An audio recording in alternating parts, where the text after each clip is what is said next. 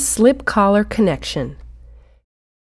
Begin by selecting parts A and B for the slip collar putty kit with yellow labels. Pour all of part B into the part A jar containing the Chembond putty, making sure to remove hardener from the corners of the jar. Thoroughly mix the hardener into the putty, again scraping putty from the corners of the jar to ensure a complete blended mix. Mix for a few minutes to achieve a smooth peanut butter-like consistency. The first step is to apply a thin layer of putty mix to the inside surface of one of the duct ends to be joined to the depth of the beaded slip collar. Apply a liberal coat of putty mix to one side and edge of the outside surface of the beaded slip collar and insert the coated end into the duct end. Whenever possible, reach into the duct end and smooth the putty mix evenly into the connection seam. Apply putty mix over the remaining outer surface area of the beaded slip collar and to the inside surface of the adjoining duct, and slide the adjoining duct fitting over the collar until the end hits the bead of the beaded slip collar. Smooth the outside surface so the putty is even with the adjoining duct outer surfaces.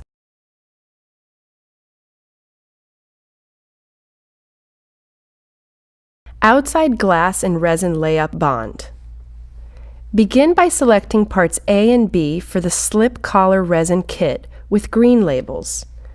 Pour all of part B into the part A jar containing the Chembond resin, making sure to remove hardener from the corners of the jar. Thoroughly mix the hardener into the putty, scraping resin from the corners of the jar to ensure a complete blended mix. Mix for a few minutes to achieve a smooth, resin-like consistency. Use only boat cloth, fine mesh, for glass reinforcement. Using a paintbrush, wet out the outer surfaces of the adjoining pieces of duct with the Chembond resin mix. This layer should be resin-rich, but not so rich as to cause excessive runs and drips.